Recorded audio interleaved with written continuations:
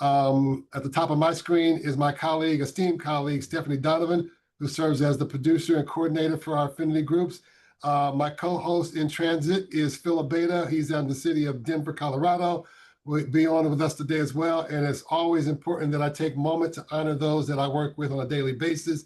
Dr. Ron Carter from Birmingham, Alabama is on as well. Thank you so much, Ron, for joining us. Carlo Daniel and Emily Farwell, who are part of our team also internally, are joining us also.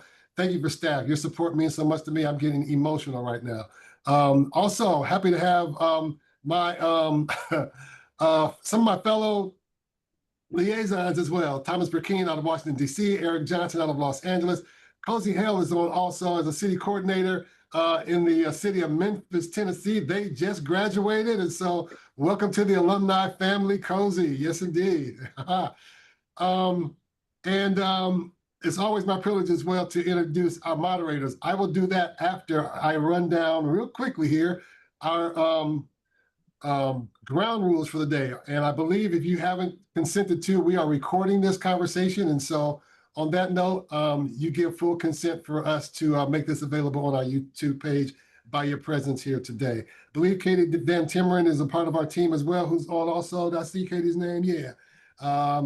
She can wave later.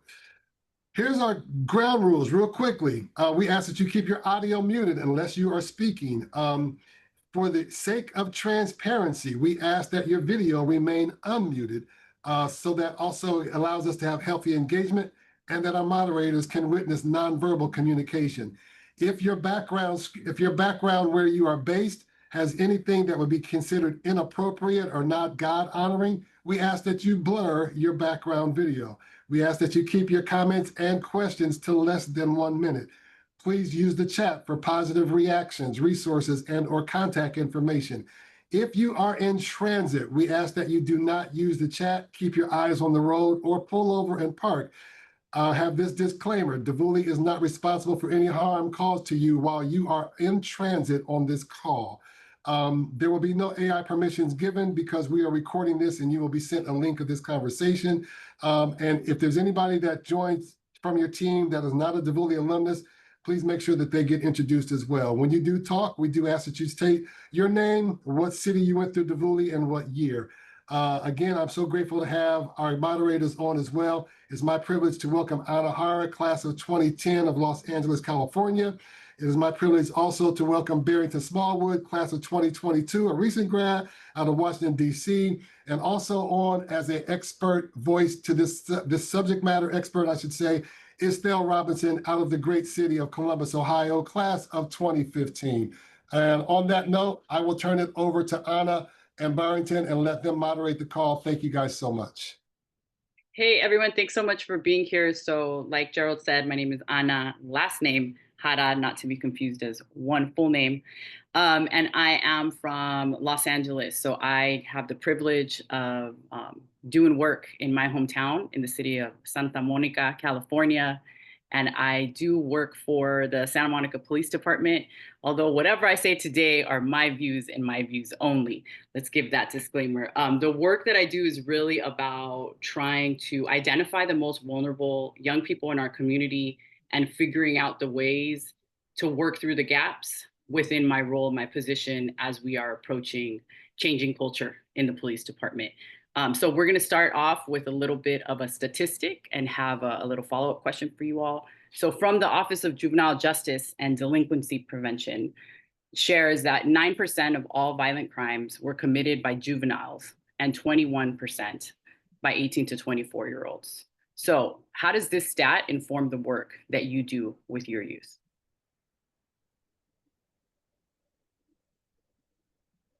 Awesome. So I just want to introduce our expert in the room, Mr. Dale Robinson. I had the privilege of visiting his program in Columbus, Ohio, Halt Balance. Learned a whole lot, and just want to say thank you, Belle, for just pouring into me and ministering to me and helping me to get some things in order for my organization, and just the great work that you're doing in Ohio. My name is Barrington Smallwood. I'm a graduate as it was mentioned earlier, of DVULI, I think 2023. And I also serve in the Washington, D.C. area, specifically Ward 8, D.C., public housing community. I've been there for 10 years, serving youth and families. My overall mission is to share the gospel. And we use different platforms and vehicles to do that, different services and programs we launch in that community that's really doing well.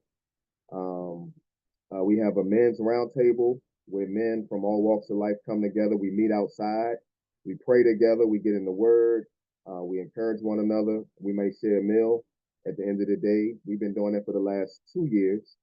We have a women's roundtable, women that deal with substance abuse, domestic violence. We created a platform and a safe space for them to come and share their pain and be able to get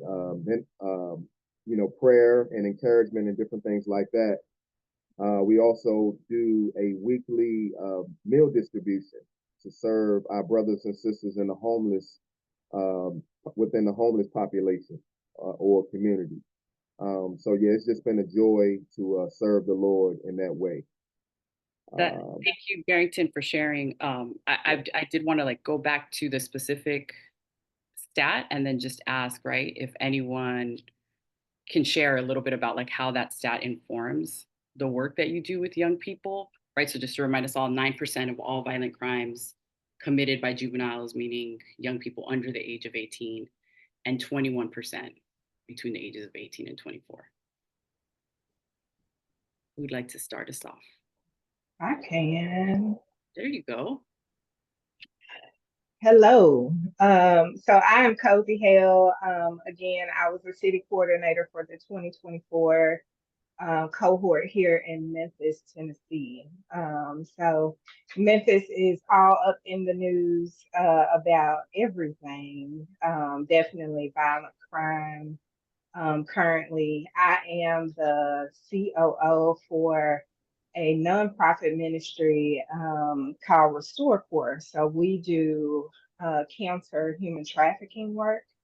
So we work with the human trafficking population, both sex and labor trafficking, and we intentionally serve youth as well. So we have a memorandum of understanding with the state of Tennessee, the Department of Children's Services, as well as the Tennessee Bureau of Investigation.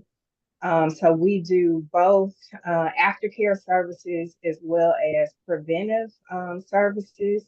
So we provide a lot of training, education, one for our community that human trafficking is a thing, that it is impacting vulnerable people all over our community, males and females, adults and minors, the Spanish-speaking population here in Memphis as well.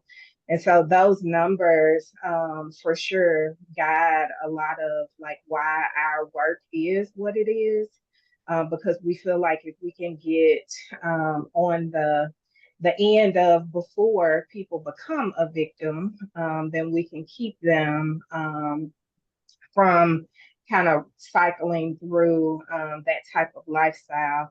What we also see, because we only provide services for sex and labor trafficking, and so we try to streamline those services, but we also see that there is kind of what's referred to as victim offender intersect with our population. And so we have a lot of youth as well as our adults who are, yes, they are victimized and being brought into the human trafficking population. But as a byproduct of that lifestyle, there's also violent crimes that are committed while being in the life trafficking. And so we also provide in one of the counties that we serve, we go into the women's prison, also working with, in our federal prison, working with women in the West Tennessee area who have histories of some sexual assault, or they know that they were a victim of trafficking, because many times what we see is that many of those crimes that they may have committed as well were as a result of them being under what we refer to as pimp control, right? And so they may have, had gun charges, they may have had assault charges and drug charges that they were, in essence, forced into because of that particular lifestyle. So the numbers, the data, drives our work, and definitely what you spoke about, we're seeing every day in the city of Memphis. Thank you so much. I love the like highlighting of the duality of a victim offender, right? That there's a cycle that kind of gets produced. That's great. Anybody else? Anna. Yes, I'd like to respond to that. Phil? Oh, no, that's fine. Go ahead, BJ. Okay. What I've noticed is that what is happening, because the numbers are like that, we have a reduced participation in after school programs. That's happened quite a few years ago, where after school programs have diminished all across the country. Also, we've had a diminish in the kind of support that kids get through mental health. It's hard to find the type and the correct mental health for our kids. Our kids say, them folks don't know what they're talking about because they can't relate. And so when they try to get mental health, they're asking questions that don't make sense. And so therefore they get nowhere. And then they say, this kid's unreachable. But the kid's not unreachable. You just don't know how to talk to the kid. You don't know where he's come from. You don't go to the same grocery store. You don't live in the same community. You have no idea what the kid's going through. So when he says something, you go, oh, that's not helpful for me. Of course it's not, because you don't understand the culture. The other thing is sports. We've had a reduction in baseball, football, all kinds of sports that kids love. When a kid is doing sports, he doesn't have time to do crime. But the finances to continue with sports has diminished, and which increases gang involvement, drug activity, and other individual things that happen. Also, the number of hours that the gyms are open. The gyms are open, closed earlier. There used to be midnight basketball and all kind of late night stuff for the kids to do. A lot of that, the funding has been cut. That has been reduced. And then we talk about the parks. The parks used to have all kinds of things for the kids. That has been reduced because of funding. Then we also talk about our fathering programs. We used to have in the 80s and the 90s, it was a big boom about fathers and fathers getting back to their kids. What we didn't understand is the fathering movement was really about fathers that were middle class white men just trying to get control of their child support. But the fathering program diminished into the African American men being stronger, not going to prison. When that happened, they reduced the amount of availability for funding to change our fathers. Nobody's talking about that because they don't want to talk about that. We increased the funding for incarceration, reduced the funding to really fight gangs the way we need to fight them, and the people that need to do it, such as people coming out of prison, need to be trained to fight back. And those people are Christian brothers that are coming out with a heart for God, are saying, I want to change my kids. But because you have a felony, you're not allowed to be funded or to get salary from any government program to help you do that work. And they know that. So then we put people in those programs that don't know what they're talking about or know what they're doing. And so we pay them to do something that doesn't work. And we continue to do the same thing over and over. And so that's another reason why we increase to have those numbers. Appreciate those comments, VJ. I'm going to chime in real quick and just kind of mention this to add to the variable. I was recently in a conversation with a school principal in a town called Benton Harbor, about 90 minutes outside of Grand Rapids, Michigan. The principal tells me that one of the big things that they're struggling with in schools is the uptick in girls fighting and beating each other up, and female violence like they've never seen before.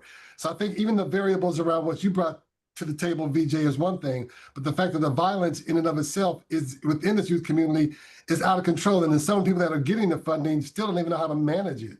So they're putting dollars in certain schools and what have you, but that doesn't mean the fighting is going down. Doesn't mean the violence is going down. I see Kim Moore is on from Louisville, Kentucky as well, who deals with this on a daily basis also. But I just think it's much bigger than where the dollar's going. In some of the cases, the attention that these kids need, the training of the teachers and or the officers in the school, there's dollars that are needed for that as well. There's a plethora of things that I think that add to just the needs that exist in this community. Kim, I see you unmuted, and I'm on mute because I'm not the moderator. I'm sorry. So can you all hear me? Yes. So just kind of want to introduce myself. I got to do some work with Gerald, and I just heard the guy previously talking about funding and people with felonies, because I forgot about this meeting, so I apologize. And Gerald texted me, and I was sitting in my car. And so Kentucky's on the cutting edge of some work that we're doing. Uh, I work at Goodwill. We just got $3 million, and everybody that we employed is somebody with a past, somebody with a felony. They make a living wage. They have full benefits. We decided to try something different. We have what you call DVI, which is Group Violence Intervention at John Jay College in New York. We convened the first ever juvenile call-in where we brought juveniles who were shooters in, and we brought their parents in. And so I kind of got my hands in a lot of different things. And I leave town Sunday to go see a family that I relocated. But Kentucky's doing something different, and we're doing something different because we're tired. And so I'm an ex-offender. I've been sober 27 years. I've been able to go back and advocate for people on a very different level than most people can. I had breakfast this morning with our Attorney General's office. And so we have a lot going on that we're doing to be proactive versus reactive. And I've been screaming that for the last 15 years, that we need to be proactive instead of reactive, because we, as a country, we wait till something happens, then we come together, want to talk about it, when we could have did something on the front end. So I love what I get to do. Get to do it with Gerald, get to do it with some other people. But I get to do some work around the needs of young Black men and boys that's recognized on a national level. And so, not toot my own horn, but I've been able to do some stuff. So I'm inside the jails. I have a security clearance in the federal system and the state system. I'm a partner with the governor's office, and I'm doing some stuff. And so I believe in bringing other people to the table so they can see what we're doing. That's amazing. Thank you so much, Kimberly. I think I've heard two things. I think one, kind of working with the systems in the ways that you can. And what I really heard, to VJ's point, is what here in California we really call it credible messengers. So the idea of the people who you hire have to understand certain things, because that really shapes their approach. Do you mind if I ask what part of California you're in? Because Stockton is doing some amazing work too.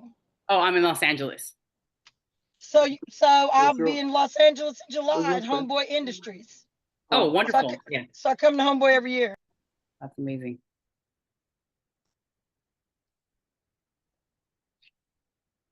Phil, I think you had something to say earlier. I don't know if you want to jump in. Yeah, when you ask the question, what do those statistics speak to, or what does it inform us of? It seems to me it's obvious. We've got a lot of work to do with these young people before it more than doubles into some of those reactions, which then again begs the question, what are churches and programs doing to really reach those younger kids?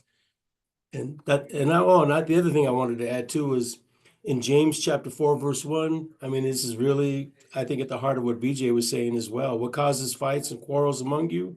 Don't they come from the desires that battle within you? We really need to help these young people begin to take control over these desires and form them into something positive instead of destructive. And so we have a lot of young people in Louisville that are getting killed based on what you just read. Jealousy, envy. I mean, we have kids that are getting murdered that have never been in trouble before in their life. And so we had this big meeting yesterday, because back in the day, if I had a problem with Gerald, I had a problem with Gerald. Now, if you have a problem with somebody, they have a problem with your whole family. And if you've just watched in Louisville, Kentucky, we had a DMV shooting in broad daylight. It was assassination. And that was a whole family that I'm working with. And some people died, and then we moved the other family out of state. So I'm flying out Sunday to go see them, because I believe here's the thing, I believe when we relocate people, we have to put our eyes on them and make sure they're doing well wherever they're at. And we have to encourage young people to address their trauma. And so in the Black community, mental health has been stigmatized. Like, you're weak if you go to counseling. And so we've got to get that word out that there's nothing wrong with you, if you go seek help for the issues that you have. If you had cancer and you went to get chemo, everybody would think it was great. So you have some mental health issues, you have to be willing to address it.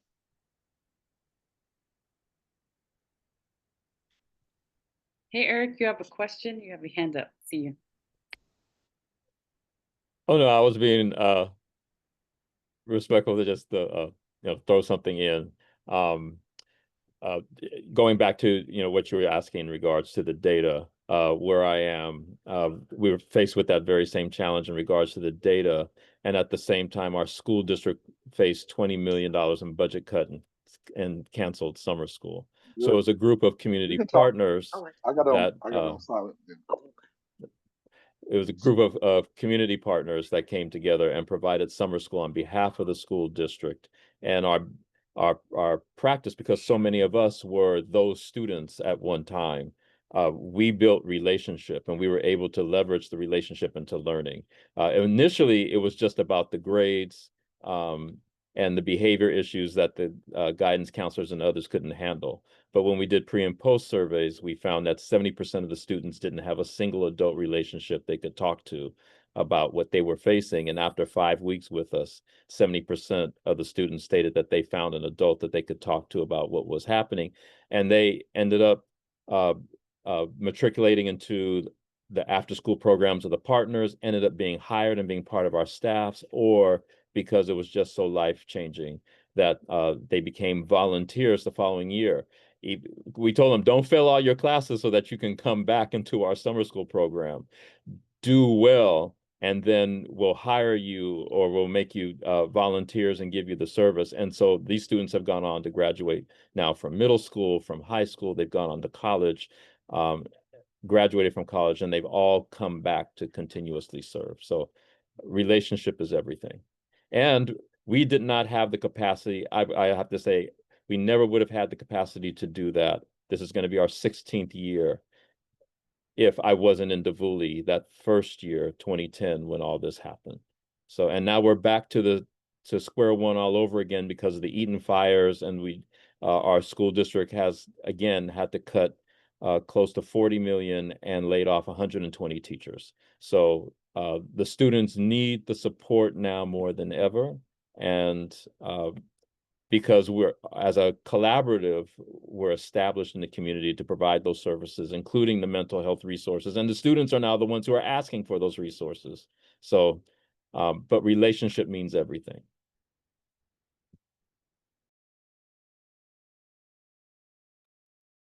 I'll jump in real quick. It's good to see you all. Preston Adams, I'm out of Denver, Colorado. I believe I was 2019, I was with the YFC Youth for Christ group. My newest role is I'm overseeing youth violence prevention for the city of Denver, but been working with gang-involved, system-impacted young people for almost 2 decades here. I want to echo a lot of what's being said. I think the other thing that we're seeing is, and I think the statistics point to it, is like there are significant gaps in all of our cities when it comes to services. I think the 2 big gaps that we're hearing from both young people and families is kind of what's being shared about on the preventative side. We are truly reactionary when it comes to violence, specifically gang violence. How do we get preventative? And so one of the biggest gaps we see is that young people and families are getting service when they become system involved, versus how do we reach youth and families before that happens to try and prevent it. So what we're trying to do is pilot a program with middle school youth and then their families to try and reach them before it gets to that system involvement. And then the second thing that youth are really sharing with us is, like, I think even on a simple level is we have to expand when we say youth, the age that we are referring to.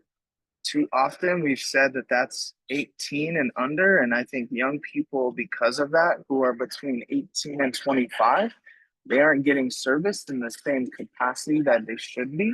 So our young people who then become a part of the adult system at 18, they're not getting those similar services. So I think we have to even expand when we say youth or young people, up to 25, even later, and really look at continuum of services in terms of just because they're at 18, those services don't stop. So I think, it really stuck out to me that 21% between 18 and 24, and I think that's a huge gap in servicing where we really need to intentionally be better about those services. And I say, the last thing I'll say is I say services a lot, but I really want to echo what Eric said is this comes down to intimate relationships, in my opinion.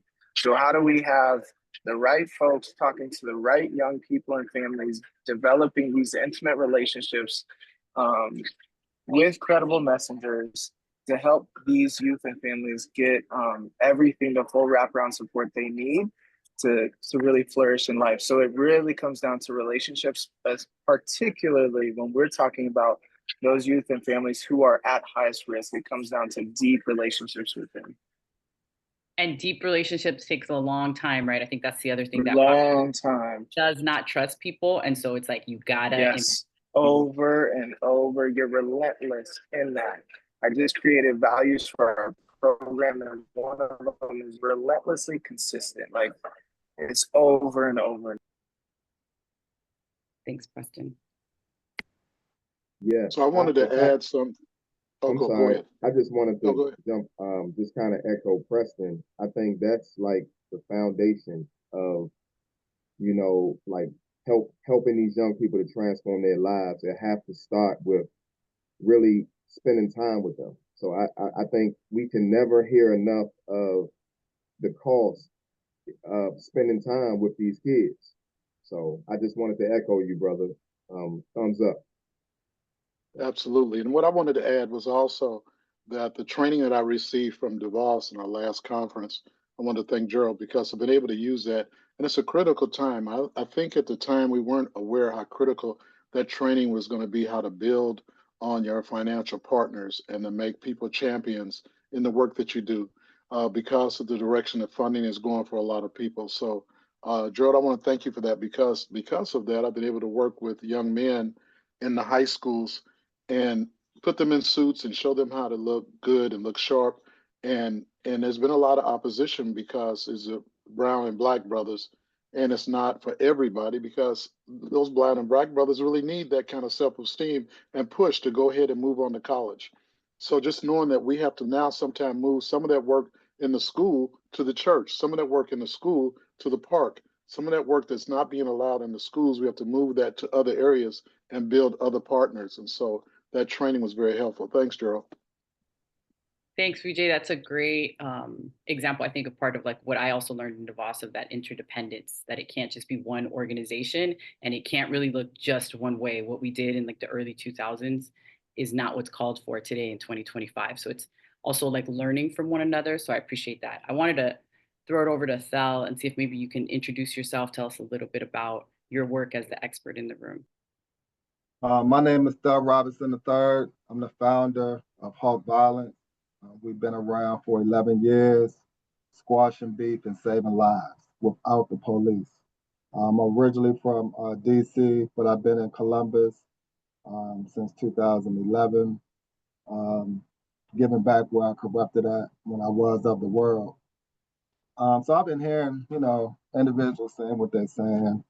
I'm a felon, so I don't know about certain states or how they do it, but when God calls his leaders to raise up, it doesn't matter what their background is, because I got CCWs with gun charges and voluntary manslaughter robbery. So God called me and he gave me the knowledge and wisdom to get in rooms that I couldn't get in without that. And we created our own table. And so people just have to be able to be molded and teachable to lead what God is trying to do in this season. Then I'm hearing people talk about funding. You know, we would talk about funding with my board and with donors and sponsors and funders, but that's one thing we're not going to be boo-hooing about. You know what I mean? Because Halt Violence is truly my ministry, and this is God's ministry, and I'm just a vessel that's been chosen to lead it. So in 11 years, you will never hear me boo-hooing about funding, because whatever God gives us, we're going to make it work to impact the youth that he calls us to. And so, you know, when you're doing the work, the funding will come. It don't have to come how everybody else is getting. Everybody's season is different and timing is different. You know, last year we fundraised $240,000. The year before that, it was 440,000, you know? And that year and last year, stats almost the same, you know, but it's all about the impact of the violence that we're ceasing, you know, when it comes to our primary service, which is portion B, you know.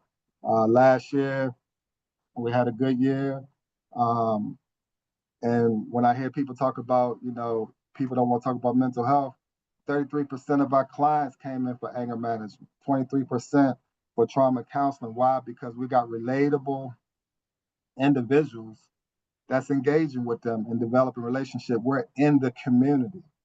Although we have 2 locations, we are in the community.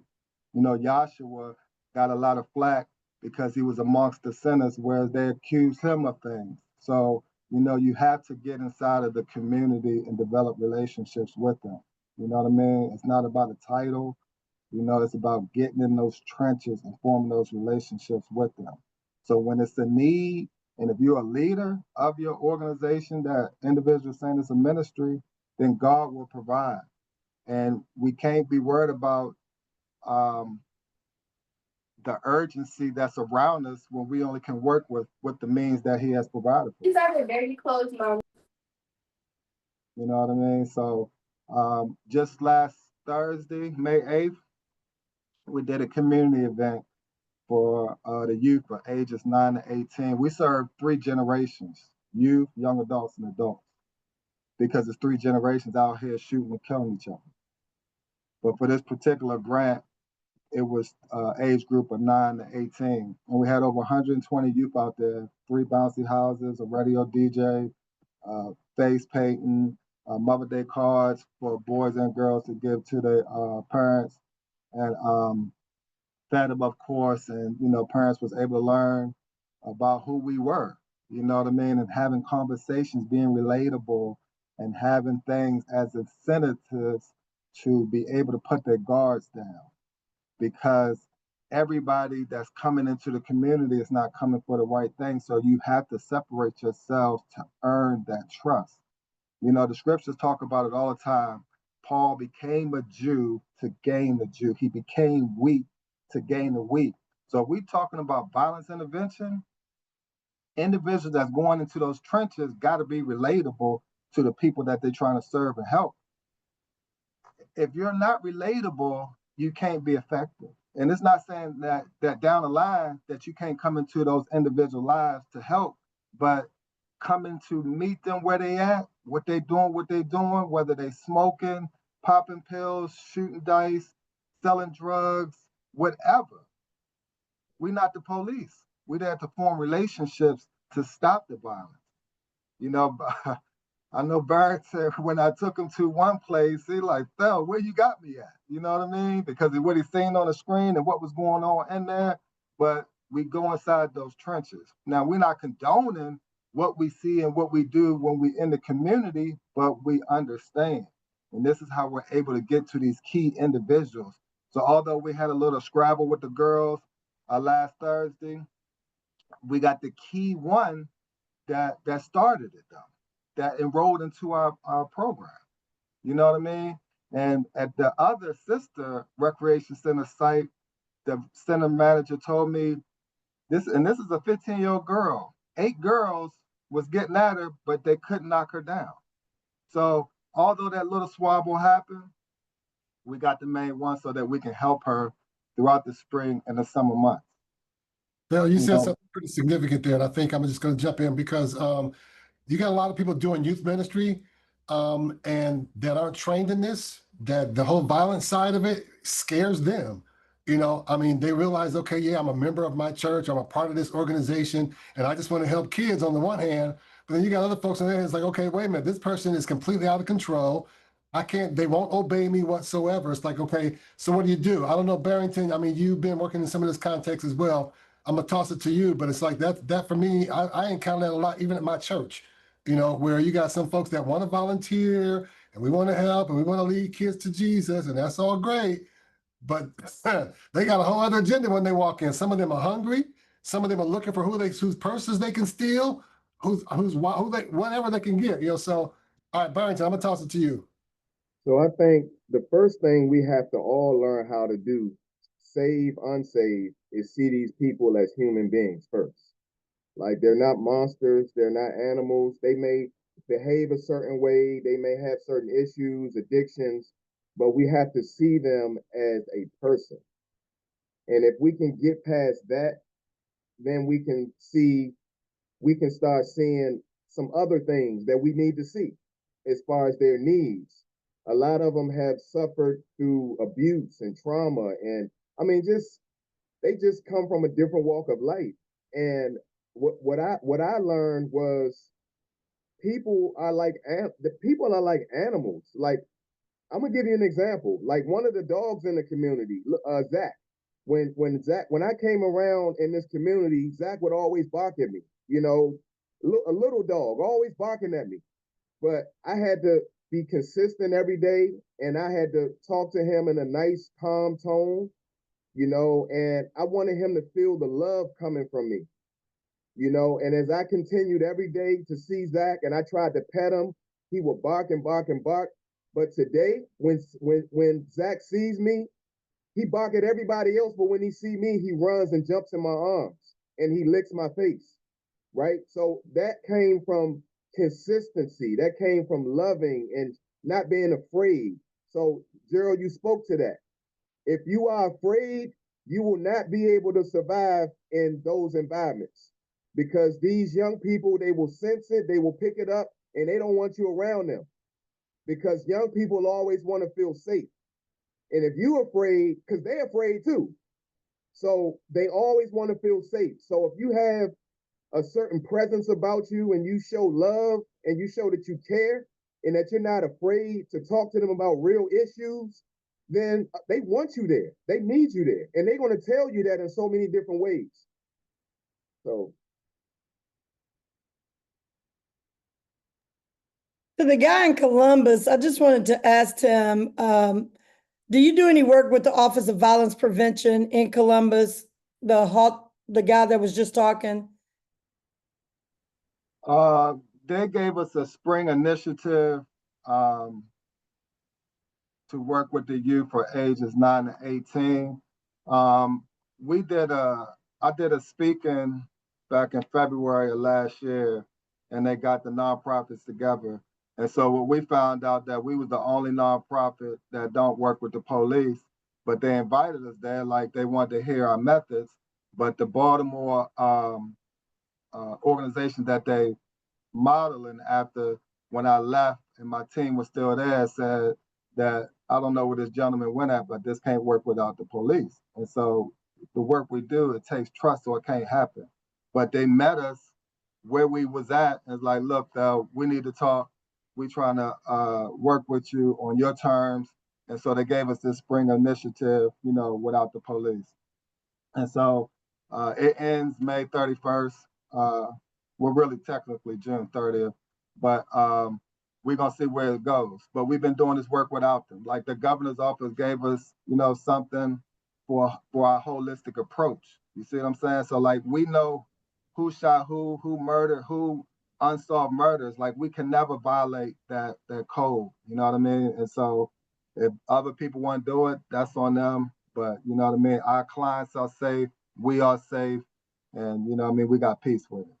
I wish you would send me an email because I'll be in Columbus the first week of July doing some stuff with the Office of Violence Prevention. And so my work is in the community, somewhat with the police, but I've been doing it 25 years. And so the community trusts me. One of the things I do with LMPD is they don't lock anybody up in front of me. If we go to somebody's house and they got a warrant, they give them an opportunity to put it back on the docket. You know, it just works in different phases. So I got my hands in a lot of different situations here. And some things work with the police and some things I got to tell the police, you got to fall back. You know, so I got to know when to tell them to fall back. And one of the things I'll tell you is when I ask them to fall back, they fall all the way back out of respect for my word. You're not going to put me in a situation where people don't trust me.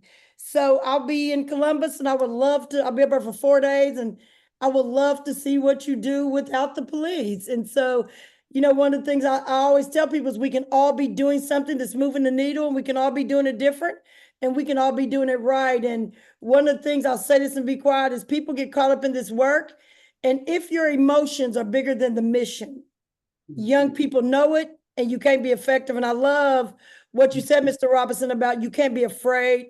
Like Barrington was saying, you can't be effective and be full of fear. You got to be able to walk in wherever they at, the dope house, wherever, and you got to be willing to treat them as human people. And I think sometimes people have forgot that these people are human. And I love what you said. I just sent your message to somebody at the mayor's office where you said you're treating 3 generations, because you got 3 generations of people that are killing people. So I've used some of your stuff right now, Metro government, and I'm not a government employee, but you're already on our radar, and I want to come see you.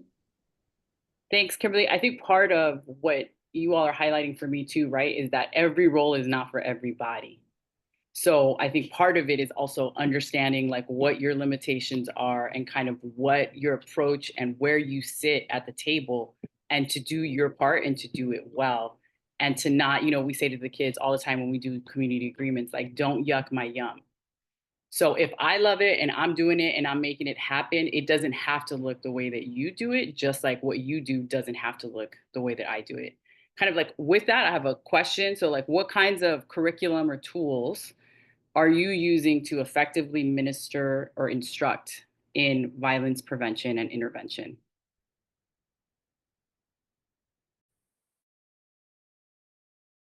I'll jump in. I wouldn't say I use curriculum per se, but and this goes back to some of the comments that have already been shared.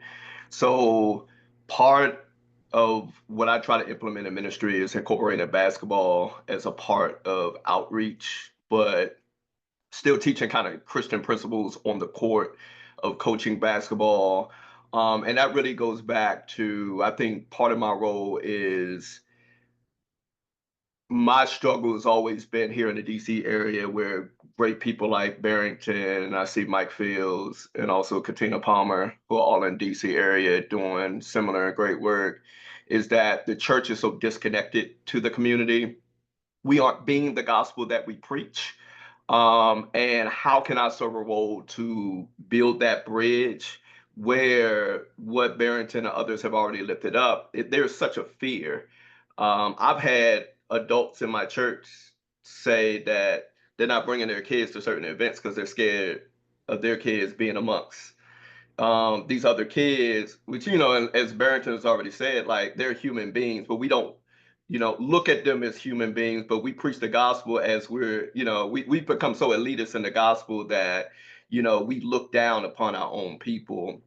And so for me is how do I use a tool of coaching basketball to invite other young men that I've coached in the past and other, how can I pull in other members of the community that can connect through sports, but also provide an avenue of mentorship and then offer that opportunity to build that bridge and connection to the church. And oftentimes, to be honest, they don't take it, but making it available consistently. So when that season does come, here's an avenue to build authentic relationships and do it in a way that that it feels safe for both sides. Because it gives kind of an avenue for maybe men or women to say, hey, I might not come into the trenches, but I'll come to the basketball court. And with the students, I may try to get away from the trenches, but I need that safe space, and it's a safe space for everybody. And I'm not going to say that I perfected it, but I think it's a model that I try to use to try to build the bridge with both sides.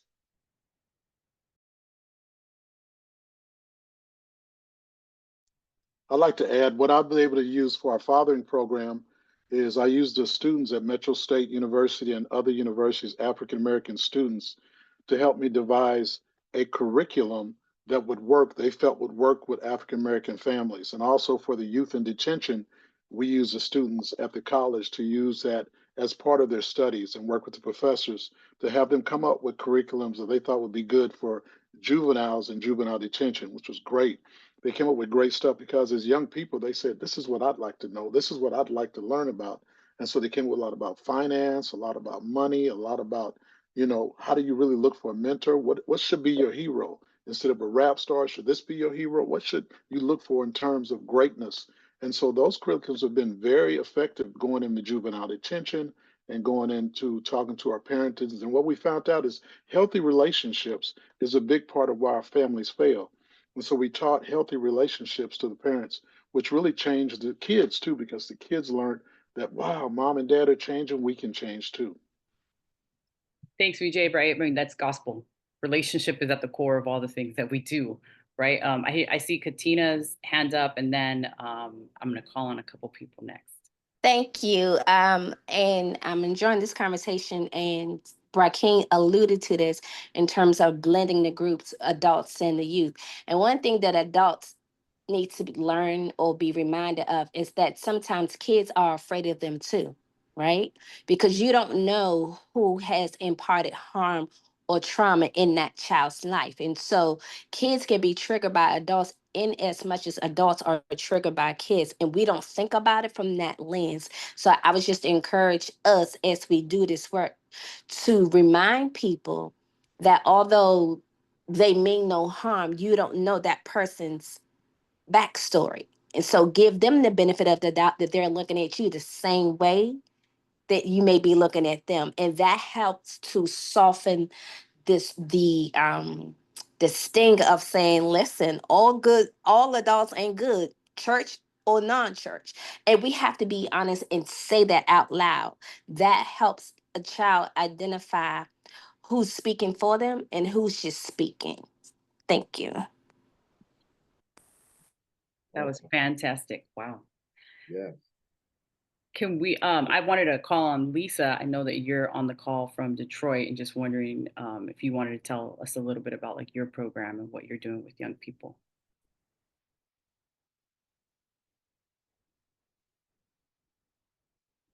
And then after Lisa, we can jump to our next question. You all don't mind the time sake. Or we could just jump to the next question. That's good too. Oh, okay. Is Lisa there? Lisa there? Okay, maybe not. Oh, okay. So what professional development resources or seminars, conferences should be on everyone's radar that's doing this work? I think it's a gang violence conference in Chicago, and in the coming months, I think that those conferences, if people can financially be able to attend Homeboy Industries in Los Angeles, Father Greg Boyle has came here and transformed a whole lot of different lives. I just sent the guy from Denver my stuff because I'll be in Denver the 18th through the 20th, and just trying to, I like, Barrington, you know me, I like coming into cities, getting to know people, and it's about relationships. Now, I know what my gifts and talents are, and I know where my weaknesses are, and I know when to fall back and when to stay. And so that's one of the reasons I was very reluctant to take any government money, because they don't want you talking about God. You can't talk about any of that. And so I just think conferences like Homeboy, the gang violence conference, it's a conference in Greece they tried to get me to go to, and just really more than conferences, flying into cities, building relationships. Like I'll be in Columbus, I'll be in Denver, I'll be in LA in the next 3 months, flying into those cities. Like I fly into North Carolina next week to meet with a CEO of Goodwill. And so for anybody on this call, if you're in an area where Goodwill Industries is, I'm the consultant for Goodwill Industries for the state of Kentucky. And so we have over 152 Goodwills nationwide, but we only have about 15 to 20 that want to get in and do this work. Some other ones are thinking about it, but we like relocating to do a soft handoff. I had a kid who was in trouble, and I'll say really quick, Barrington called me up and said, send him to DC. And right when he got ready to go, he changed his mind. So just those relationships. So flying into cities, and just like Gerald comes here, he's been in my office, flying into cities, just getting to know the people that are doing the work. Even if you don't know them on this call, like the guy from Denver, I chatted him and said, hey, I'll be in Denver. Can I meet with you? And so, I'll be in Denver, and hopefully the guy in Columbus will let me visit, even though I do some work with the police a little bit. What's the name of the conference in Chicago? Do you know what it is? It's a gang violence conference. I'll tell you 1 second. They just sent it to me. Okay, yeah, or drop it in the chat so everybody can have access. Okay. And on that note, for those that are on the call doing violence prevention work, this is my commitment, and I'm only going to say this once.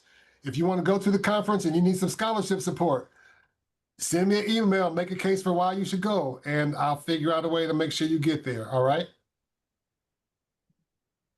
Yes, sir. Probably via your liaison, but we'll get you there. I'm gonna spend some of Ron and Phil's money.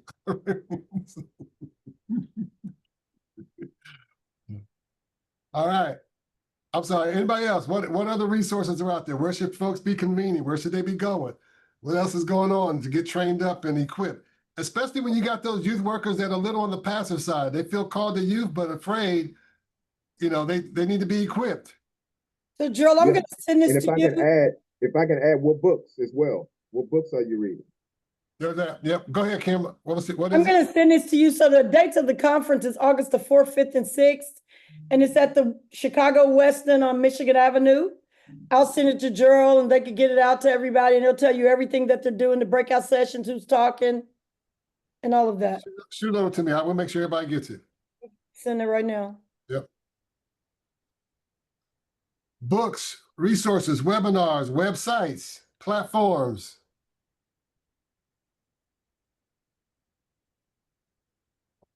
Everybody's reading the Bible. Amen. Well, I'm going back to emotional intelligence because this is very emotional work. And sometimes if you're too emotional at the table, you could lose the relationship due to your emotions. And, you know, some of y'all on here know me. And so I'm going back to emotional intelligence because, you know, for me, I think young Black men and boys has become a hot commodity and a hot speaking point for politicians. And what you're not going to do is play games with the lives of young Black men and boys on my watch. That's the reason I've raised over $1 million without government assistance. I have personal people with money that want to see the work move forward and want us to be able to do it the way we do it without having my hands tied and my voice, you know, muted based on talking about.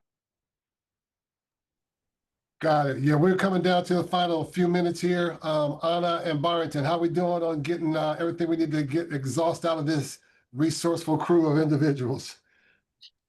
Yeah, I mean, I think part of what I'd like to know is like, how do you stay motivated? What are the things that you kind of come back to, whether it's a specific scripture, it's a specific quote, or kind of an experience? We don't got time for everybody's experience, but you know, like what's the, in a one sentence way, what's the thing that keeps you coming back and staying motivated? Because the work is hard. God. Yeah, the one thing I will add is that Duval's taught me about balance. I think that's my biggest issue was being unable to balance all the things I want to do with the things that I need to do, like rest, relaxation, taking care of my body, eating the right things, to have that balance and to understand that you can't save everybody.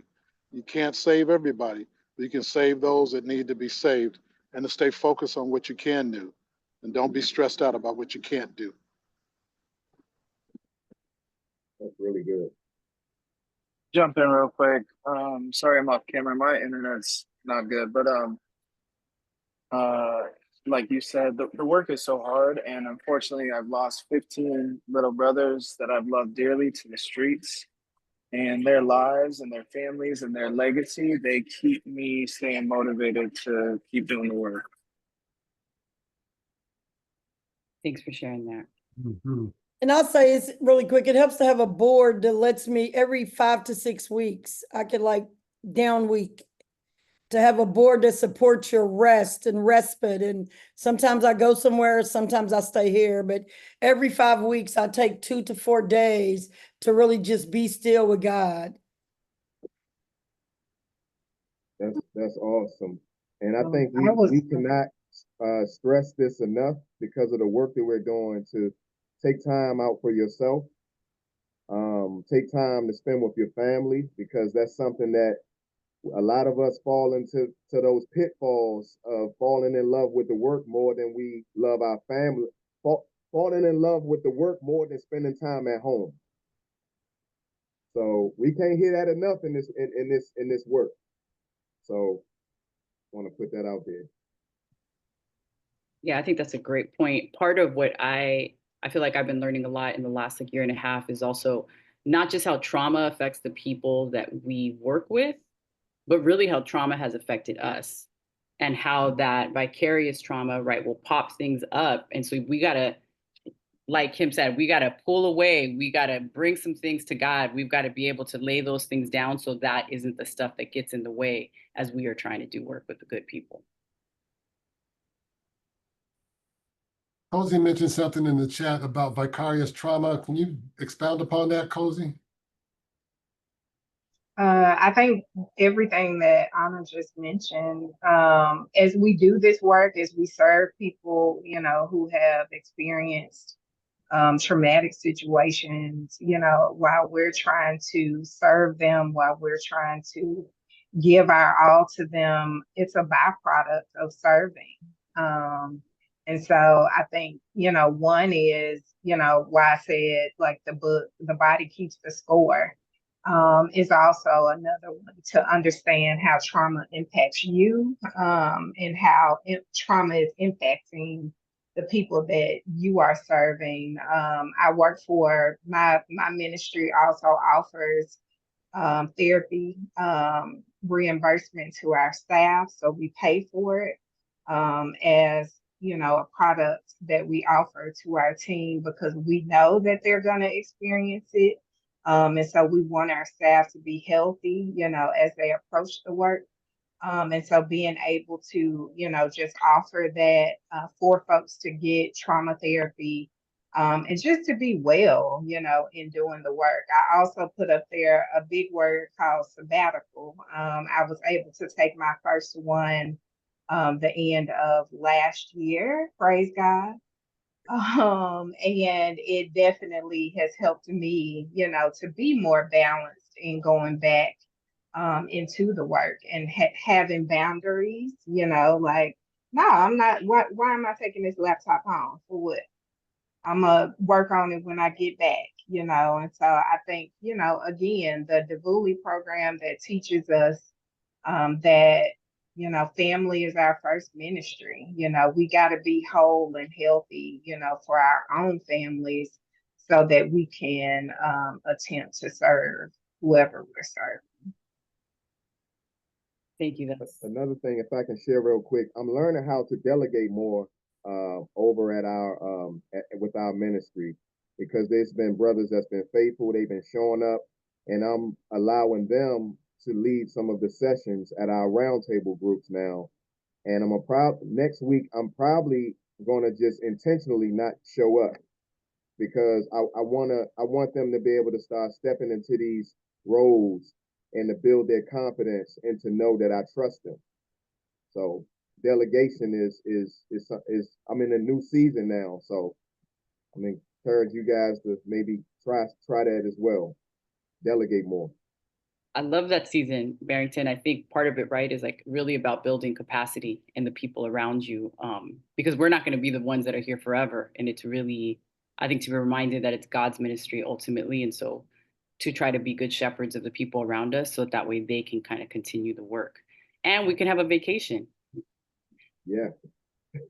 It's 11 o'clock now. I don't know if you all want to stay on, do just like a couple more minutes. I'm gonna give 2 minutes. I'm gonna allow Lisa Johanna to unmute and talk a little bit about what CDDC is doing in Detroit, Michigan, and then Philip Beta is gonna close us out in prayer. Let's go, Lisa. Thank you for joining us, by the way.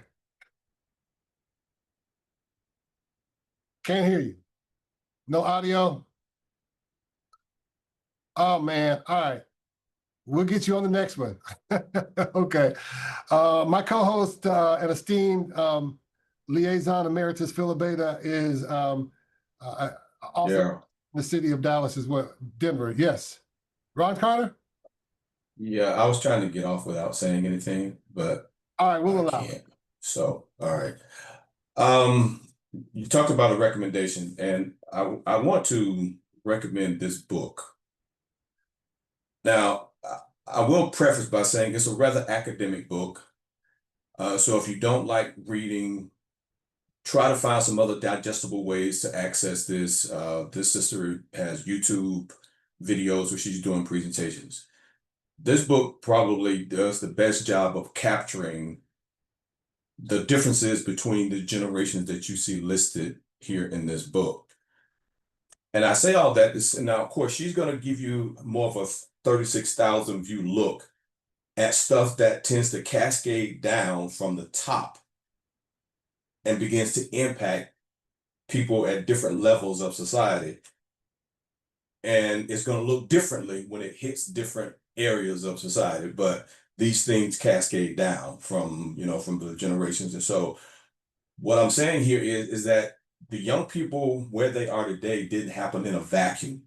There were trends that occurred in previous generations that set up the current environment that young people are facing today. It didn't just happen, and it's not just, well, this generation. No, there's 3-4 generations behind them, and there are significant cultural events that have happened in the United States, and there's also certain values that make up what we call America that has impacted the mindset of not just young people, but Americans in general, but it plays itself out.